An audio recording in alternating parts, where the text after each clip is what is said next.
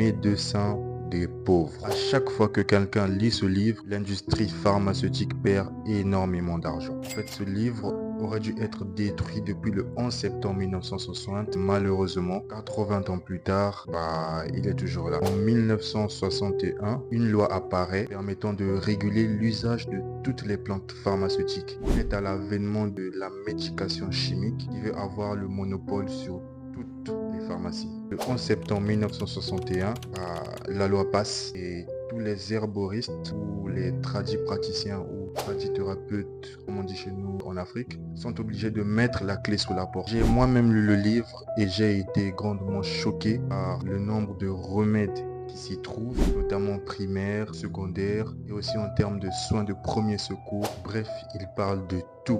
Ce remède tout simple contre les maux de tête, est-ce qu'un médecin te l'a déjà dit? Les maux de tête proviennent presque toujours de l'estomac, aussi c'est en soignant l'estomac que l'on guérit la tête. Quand le mal ne provient pas de l'estomac, on le calme en faisant une application d'eau sédative sur le front ou bien en partageant un citron en deux et en appliquant une moitié sur la tempe droite et l'autre moitié sur la gauche.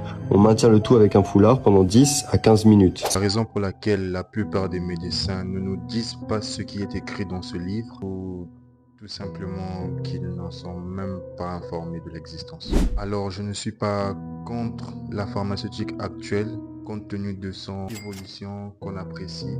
Il aurait quand même été utile de vulgariser cet ouvrage. Alors,